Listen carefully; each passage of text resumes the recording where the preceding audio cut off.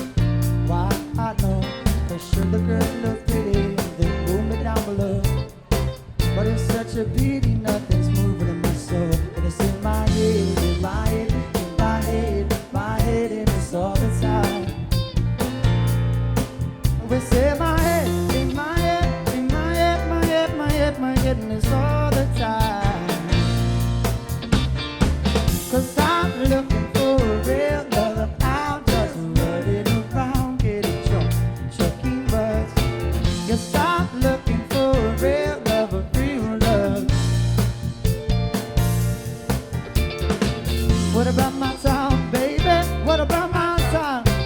Everything that you promised to me. What about my time, baby? What about my time? And what about me?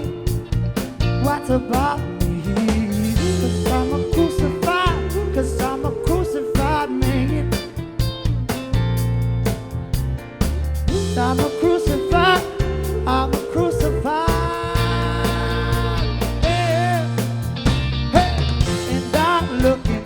Real love, but I'm just running around getting drunk with chicken butts. I'm looking for a real love, a real love.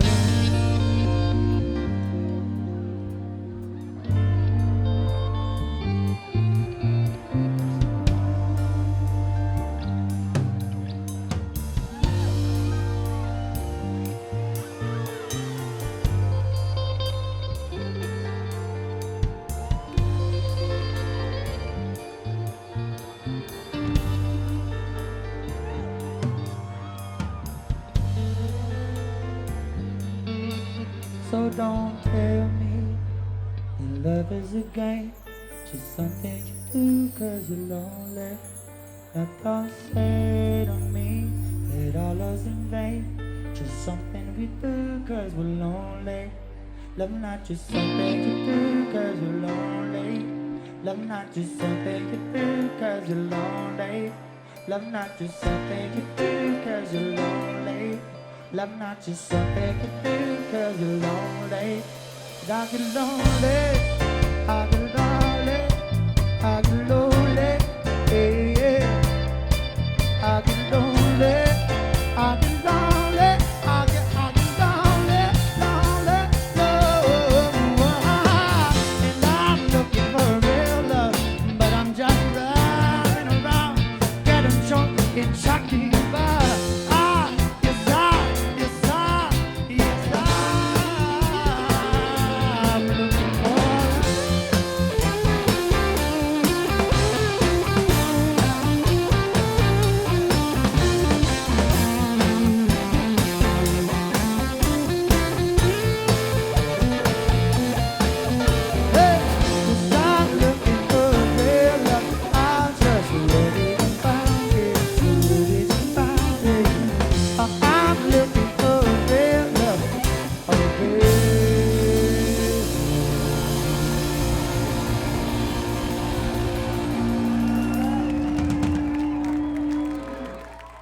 because it's called the Creators TV show, we talk a lot about the artistic process, about creating art. So for you, you know, you started as musicians separately, artists individually. Can you tell me a little moment where you had in your life where you sort of felt like you might want to be an artist, or this is what you want to do now? Yeah, there's a lot of them, but one that stands out was near the end of high school, and I was a really studious kid and a basketball player. So my plan was to get a college scholarship and play ball somewhere. But I met a girl in high school and started hanging out with her and her parents, and they were still very in love and had traveled the world, and I heard all their stories, and I got really into it. I thought, that sounds like a lot more fun than what I was going to do. I traveled around the world playing music everywhere. I went, that sounds awesome. Yeah. So, How did it work for you? Yeah, I grew up in Caslow, BC, and I was at the Caslow Jazz Fest when I was 11, and I saw Colin James rip a show and rip a solo, and he was running through the crowd with the wireless rig, and he ran by the blanket where my family and our little embryo was sitting, and that was the cathartic moment. I just kind of saw him go by and his fingers flying around the frets, and went, I'm gonna do that, and that's the right thing for me. Can you talk a little bit to somebody out there that might be younger, that might want to be also inspired about what you think it would be like for them to become an artist, or should they go after it? Oh, I think if it's important to you, it's 100% worth pursuing, and finding an environment where you're supported. Hopefully that's your family. If it's not, find some friends who do it too. I think the key with anything, any skill you need to learn, if you're passionate about it, then you just need to surround yourself with people who are better than you and who are doing it too, so you can constantly osmose from their experiences. And yeah, like Aaron was saying and you were saying, get out and play all the time. Just be jamming, be working on your chops, and be listening to music. Don't just let the passion be all that there is. Learn the skills to support it. And then as you go on in your career, you'll see which other skills you need to pick up and when. And yeah, just keep at it. don't automatically assume just because you don't feel like you have the talent that you couldn't do it. And there's now more than ever so many ways to get involved in music anyways. You know, maybe you don't have to become an amazing guitarist or something, become a DJ or find your niche within the music industry, but just respect how much time it takes to put in. There's the passionate inspiration, that sort of spiritual creativity, that moment where you are tapping into something and you're going, I love this, I can't get this out of my head, this is worth developing. And those come and go, and they're short, those little moments. And then Aaron and I talk about this sometimes. There's the creativity, which gives you the hook or a few lyrics or the chord progression or whatever it is. And then the work comes in. Then you have another collage of bits.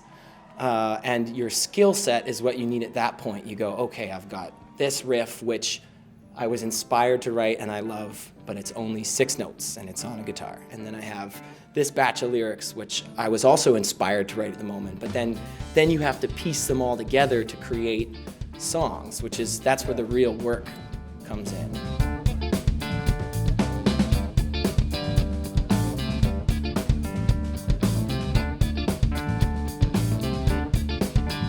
Well, you know that I'm a man. I've been walking through this land. You take me by the head. You make me understand. You lead me to your house and lay me in your bed. You take up in a jumble, that's all in my head. All this desire that's bringing you around and out of the body.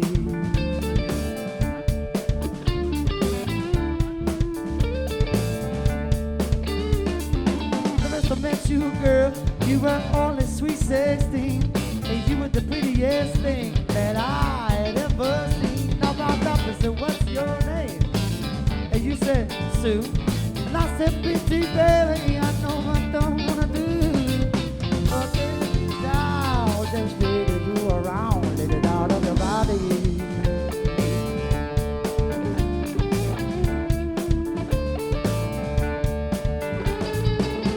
Well, you and I, we picked ourselves a hole. We been 25 years long. We been 25 more strong. Cause you know just how to believe it. At the end of the day, and that's why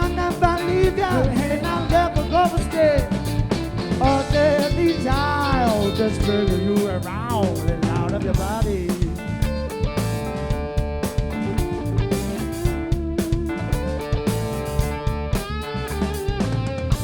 Cause a man needs a woman at the end of the day, just to hold and make him feel alright, make him feel okay. And so I need you, darling, forever in my life, yeah. What you gave me can never go away. You're my desire. Let it out of your body. Let it out of your body. Let it out of your body. Let it out of your body. Let it out of your body. Let it out of your body. Let it out of your body. Let it out of your body. Let it out of your body. Let it out of your body. Let it out of your body. Let it out of your body. Let it out of your body. Let it out of your body. Let it out of your body. Let it out of your body. Let it out of your body.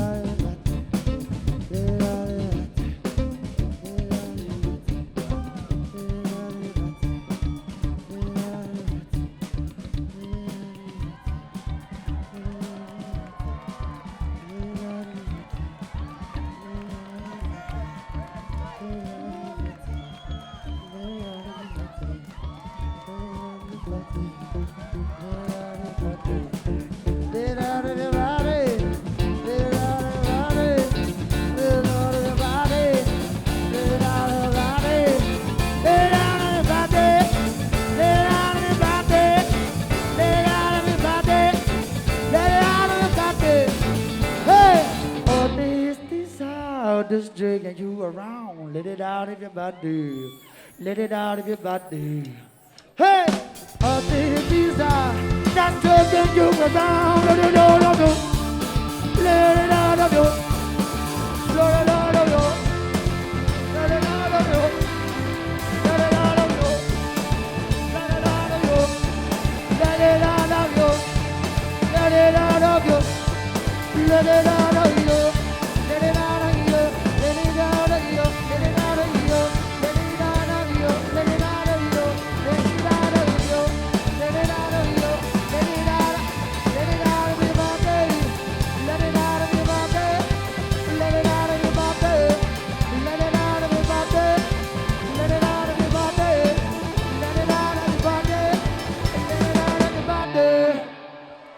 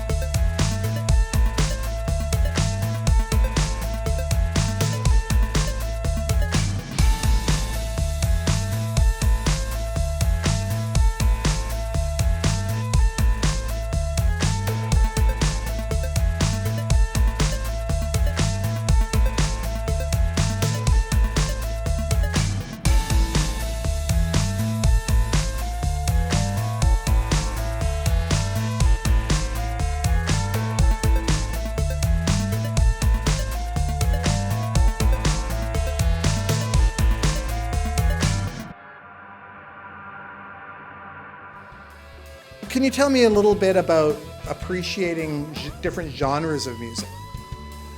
Yeah, well, I don't get that either.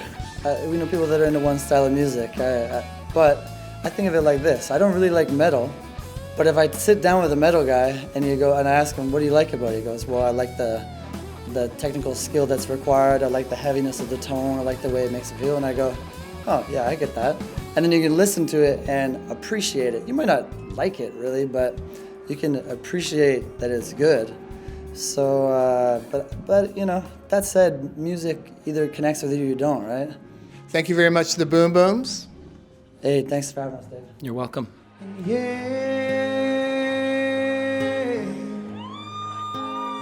everybody's wondering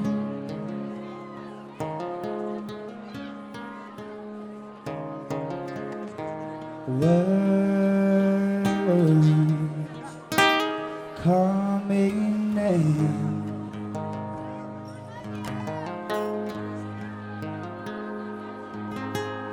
Yeah, everybody's wondering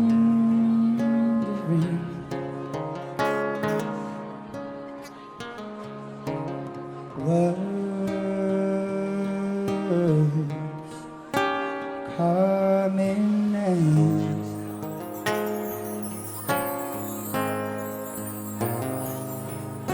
And your white chest gets folded up beside the bed where we make love. I wanna find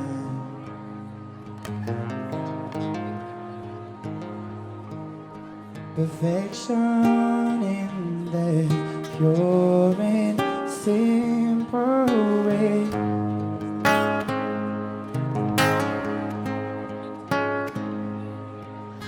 And yeah, everybody's hustling.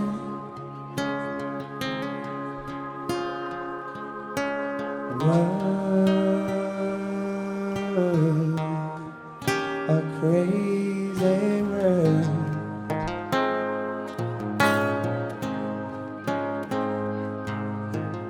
Yeah, everybody's hustling.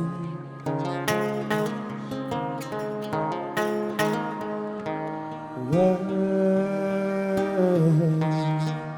a crazy